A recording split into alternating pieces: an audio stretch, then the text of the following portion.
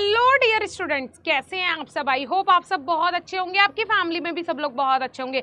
आज का ये वीडियो बहुत बहुत बहुत इंपॉर्टेंट होने वाला है, जस्ट बिकॉज आज मैं आपको बताऊंगी कि वो कौन से कॉमन मिस्टेक्स हैं जो एज अ नर्सिंग करियर आप लोग अपने अंदर इम्प्लीमेंट नहीं करते हैं और उन मिस्टेक्स के कारण शायद आप अपना करियर ही बिल्कुल बेकार कर लेंगे। तो इन चीज़ों पे आपको हमेशा फोकस करना है इफ़ अगर आपने नर्सिंग वाला ये प्रोफेशन अपना चूज़ किया है। चलिए जी, तो वीडियो को शुरू करते हैं। पॉइंट टू पॉइंट बताऊंगी, बहुत ही ध्यान से सुनिएगा। लेकिन वीडियो को शुरू करने से पहले चैनल को सब्सक्राइब करके वीडियो को शेयर ज़रूर कर दीजिए, जिससे कि हमें मोटिवेशन मिल सके ऐसे ही और वीडियोज़ बनाने के लिए। चलिए, तो पॉइंट टू पॉइंट आज हम बात करेंगे कि वो कौन सी कॉमन मिस्टेक्स है जो कि एज अ नर्स आपको अपने करियर में अवॉइड करनी चाहिए। हॉस्पिटल की ही हम बात करेंगे कि कौन कौन सी आप लोगों को एरर आ सकते हैं, कौन कौन सी गलतियां एक नर्स कर सकती है अपने करियर में। ठीक है, तो सबसे पहला आता है मेडिकेशन एरर। सबसे बड़ा एरर तो यही है। तो उसके लिए मिस्टेक क्या होती है? मिस्टेक होती है एडमिनिस्ट्रिंग द रॉन्ग डोज और incorrect medication.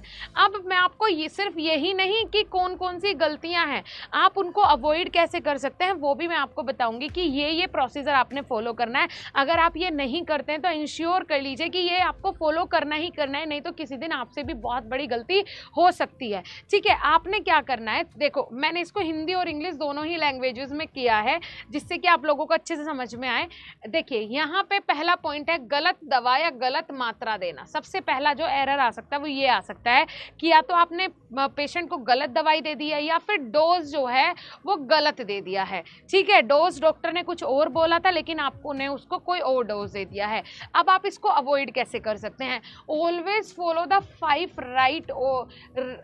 Rights of medication administration. पहला है राइट पेशेंट सही होना चाहिए, राइट ड्रग सही होनी चाहिए, राइट डोज सही होनी चाहिए, राइट टाइम समय सही होना चाहिए एंड राइट रूट, कि किस रूट के माध्यम से वो पर्टिकुलर ड्रग देनी है। इन सारी चीज़ों को आप इंश्योर करें। मतलब आपको 5 जो नियम हैं, जो 5 राइट्स हैं वो अपने बना लेने हैं। पहला आपको इंश्योर करना है कि क्या जो मैं दवाई लेके आई हूँ ये वही पेशेंट है जिसका मेरे को मेडिकेशन करना है। पेशेंट सही है क्या, दवाई सही है क्या, डोज सही है क्या, टाइम सही है क्या और रूट सही है क्या। ये 5 चीज़ें आप लोग अपने हाथ पे लिख लो। हर एक पेशेंट को मेडिकेशन देने से पहले ये 5 चीज़ें इंश्योर करनी है। 110% मैं गारंटी के साथ बोल सकती हूँ कि फिर आपसे दोबारा ये गलती कभी भी नहीं होगी, बिकॉज ये किसी पेशेंट की जान का, उसकी ज़िंदगी का सवाल है। ठीक है जी, चलिए नेक्स्ट मूव करते हैं। सो यहाँ पे पेशेंट आइडेंटिफिकेशन एरर, यहाँ भी बहुत बड़ी दिक्कत हो जाती है और इसके कारण भी एक बड़ा एरर आ सकता है। क्या है ये जी?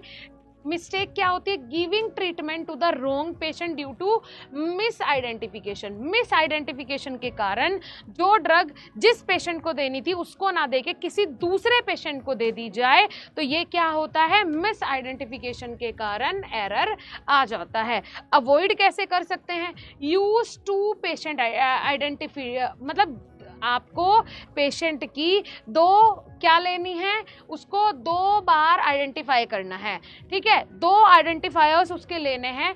पहला उसका नेम और दूसरा उसका डेट ऑफ बर्थ, क्योंकि नेम एक ही हो सकता है 2 पेशेंट का, लेकिन डेट ऑफ बर्थ जो है वो 99.999% ये है कि भाई डेट ऑफ बर्थ जो है वो जिस पेशेंट की है वो उसी की रहेगी। दूसरा पेशेंट जो उसी के नाम का है शायद उसकी डेट ऑफ बर्थ कुछ और हो सकती है। तो एक की जगह 2 आइडेंटिफायर आपको लेने हैं, एक नेम और दूसरा डेट ऑफ बर्थ।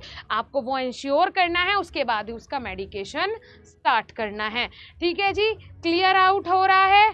ठीक है, क्लियर आउट है सबको। चलिए, थर्ड है इन्फेक्शन कंट्रोल लैब्स। बिल्कुल, यहाँ पे लैब्स 100% हो सकता है। अगर आपने इन्फेक्शन कंट्रोल नहीं किया है, क्यों नहीं हो पा रहा है, उसके लिए कौन कौन से प्रिकॉशंस रखने हैं चलिए बताते हैं। तो इसमें मिस्टेक क्या होती है? Know following proper hygiene protocols. जो हाइजीन के प्रोटोकॉल्स होते हैं वो या तो आपने फॉलो नहीं किए हैं, लीडिंग टू इन्फेक्शन, इसी के कारण इन्फेक्शन कॉज हुआ है। अब इसको अवॉइड कैसे कैसे कर सकते हैं? वॉश हैंड फ्रीक्वेंटली, आपको अपने हाथ बहुत अच्छे से वॉश करने हैं। स्टेरलाइज इक्विपमेंट, जो इक्विपमेंट आप पेशेंट के लिए यूज़ कर रहे हैं उनको अच्छे से स्टेरलाइज करना है, उनको अच्छे से साफ़ सुथरा बनाना है, माइक्रो ऑर्गेनिज्म से फ्री बनाना है, उसके जो प्रोटोकॉल्स होने हैं वो फॉलो करने हैं, एंड फॉलो एसेप्टिक टेक्निक्स, और सारी एसेप्टिक टेक्निक्स आपको फॉलो करनी है।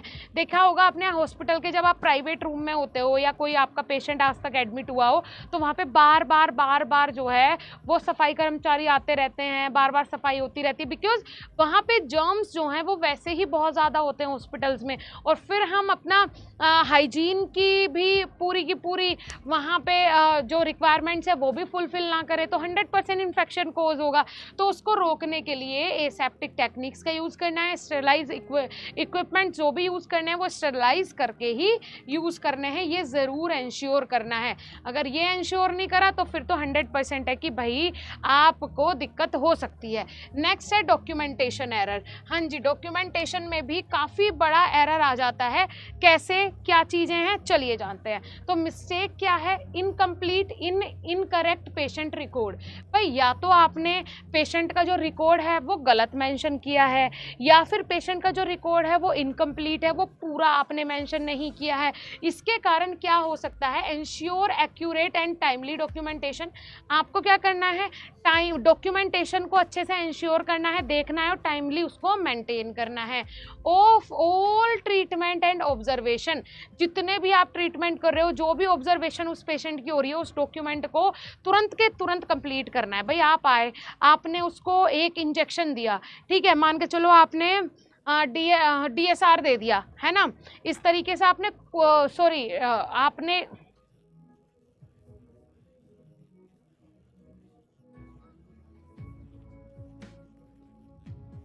मान के चलो आपने एक पेशेंट को कोई भी इंजेक्शन दे दिया, आपने मोनोसेफ ही दे दिया है ना, तो वो आपकी डॉक्यूमेंटेशन में मेंशन तो होना चाहिए। अगर पेशेंट भाई एडमिट है तो उसके बारे में डॉक्टर को एक एक चीज़ पता होनी चाहिए कि मैंने मोनोसेफ दिया था, इस कारण दिया था।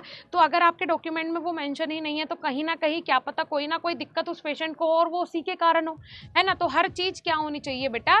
मेंशन होनी चाहिए, ठीक है। अगर आप प्रॉपर डॉक्यूमेंटेशन नहीं करेंगे तो 100% एरर आने की संभावना है। उसके बाद पेशेंट फॉल्स। अब भाई कुछ पेशेंट्स की कंडीशन ऐसी हो जाती है कि बीमार है, ठीक है, मान के चलो टाइफाइड ही हो गया है, डेंगू ही हो गया है, तो उस टाइम पे पेशेंट बिल्कुल एकदम खत्म सा हो जाता है, लगता है कि बॉडी में उसकी एनर्जी है ही नहीं, तो उस समय पेशेंट गिर भी सकता है। उस कारण, किस कारण ये हो सकता है? जब आप वहाँ पे अवेलेबल हो तो पेशेंट कैसे गिर गया? क्योंकि हमारा एरर है, कहीं ना कहीं हम कोई गलती कर रहे हैं, तो उसके लिए not assisting patient properly leading to fall. या तो आपने मरीज को ठीक से सहायता नहीं दी है, ठीक है, जिसके कारण वो गिर गया है। अब आपको इसको अवॉइड कैसे करना? Encourage patient to ask for help. Patient को एनकरेज करो, उसको बोलो कि अगर कोई भी दिक्कत होती है तो हम यहाँ पे हैं, आप तुरंत हमें बुलाइए, या फिर कोई कॉल कीजिए। यूज बेड अलार्म, बेड पे अलार्म्स होते हैं, आप उसका यूज कीजिए, हमें बताइए अगर कोई भी दिक्कत हो रही है। एंड प्रोवाइड नॉन स्लिप सोक, और उनको ऐसी सोक्स प्रोवाइड करवाएं जो फिसले ना, ठीक है। पेशेंट चल रहा है और एकदम फिसल जाए या गिर जाए, सारी वो चीज़ें उसको बोलिए कि आप बेड अलार्म का यूज़ करें हमें बुलाने के लिए, हम यहाँ पे हमेशा अवेलेबल हैं, कोई भी हेल्प चाहिए हो तो आप हमें बोलिए, आप खुद से मत करिए। उनको इस तरीके से एनकरेज करें तो 100% इस तरीके का एरर जो है वो नहीं होगा। ये तो पूरा कन्फर्म है कि इस तरीके का एरर फिर नहीं होगा। नेक्स्ट है कम्युनिकेशन फेलियर। भाई कई बार कम्युनिकेशन फेलियर भी हो जाता है, miscommunication between nurse and doctor leading to error in treatment. भाई नर्स और डॉक्टर के बीच में कोई मिस कम्युनिकेशन हुआ है, वो किस कारण हुआ है? जो मिस कम्युनिकेशन हुआ है वो भाई इस कारण हो गया है कि ध्यान था हमारा दूसरा पेशेंट पे, उस पेशेंट के लिए डॉक्टर ने क्या बताया वो हमने ध्यान से सुना नहीं। अगर मिस कम्युनिकेशन हो गया है तो 100% जो ट्रीटमेंट है जो नर्स द्वारा अब एक पेशेंट को दिया जाएगा वो 100% गलत होने वाला है। तो इसके लिए आपको क्या करना है? Use clear and direct communication. अगर आपको 1% भी डाउट हो रहा है ना कि कहीं ना कहीं डॉक्टर ने ये बोला था लेकिन मेरे दिमाग में ये है या फिर मेरे दिमाग में ये है ही नहीं, मुझे समझ में ही नहीं आया, तो डॉक्टर से भाई एक बार प्लीज़ डायरेक्ट और क्लियर कम्युनिकेशन करें। उनसे पूछें कि सर क्या चीज़ें थी, मेरे दिमाग से निकल गया, या एक बार प्लीज़ आप दोबारा से कंफर्म कर दीजिए। Repeat important instructions and confirm orders. Please आप उसको रिपीट करें कि एक कंफर्मेशन के लिए दोबारा से आप उनसे पूछें जो उनके ऑर्डर ऑर्डर्स हैं, जिस तरीके से उन्होंने बताया उस तरीके से ही वो प्रोसीजर फॉलो करें। ठीक है जी, I hope you all are understand, समझ में आया है अच्छे से। चलिए उसके बाद प्रॉपर बॉडी, देखिए जो आपका प्रॉपर बॉडी मैकेनिज्म होता है, ठीक है, वो किस तरीके से काम करता है, वहाँ क्या मिस्टेक्स हो सकती हैं। देखिए मिस्टेक क्या है, incorrect posture while lifting patient leading to injuries. अब जैसे किसी पेशेंट की आंख बनी है ना, आंखों का ऑपरेशन हुआ है, तो डॉक्टर बोलते हैं कि रात में बिल्कुल सीधा लेटना है, आड़े नहीं लेटना, आड़े लेटोगे तो दिक्कत आ सकती है, सुबह रेडनेस आ जाएगी, कोई भी दिक्कत हो सकती है, कोई भी एरर आ सकता है, तो आपको सीधे लेटना है। तो इस तरीके से पेशेंट को, अगर देखिए मरीजों को उठते समय गलत मुद्रा अपनाना जिससे चोट लग सकती है, या फिर रात में अगर डॉक्टर ने सीधा लेटने के लिए बोला है कि एक रात के लिए आपको प्रिकॉशंस ये रखने हैं, सीधा लेटना है, आड़े नहीं लेटना, तो उस कारण काफ़ी सारी चीज़ें, काफ़ी सारे एरर्स जो हैं वो आ सकते हैं। अब कैसे इससे बच सकते हैं, तो आपको follow proper lifting technique, use assistive devices and seek help when need. सही उठाने की तकनीक अपनाएं, सहायक उपकरणों का उपयोग करें और ज़रूरत पड़ने पर मदद लें। पेशेंट को ये चीज़ें समझानी है कि आप इन मशीनरीज का, इन इक्विपमेंट्स का यूज़ करें, और अगर आपको नीड पड़ रही है तो आप प्लीज़ हमें बताएं, अगर हेल्प की ज़रूरत है तो आप हमें तुरंत बताएं, हम आपकी हेल्प कर देंगे। ठीक है जी, तो इस तरीके की चीज़ें यहाँ पे करनी है। ओके, सो मेरे हिसाब से आज का ये वीडियो आपके लिए काफ़ी इन्फॉर्मेटिव रहा होगा। इफ़ अगर इन्फॉर्मेटिव रहा हो तो चैनल को सब्सक्राइब कर लीजिए, वीडियो को शेयर ज़रूर कर दीजिए, और हमारे ऐप को प्ले स्टोर से जाके डाउनलोड कर लीजिए, विच इज़ BSP साइंस, जहाँ पे हम आपकी BSc नर्सिंग की पूरी तैयारी करवाते हैं। Thank you so much for watching this video. Thank you.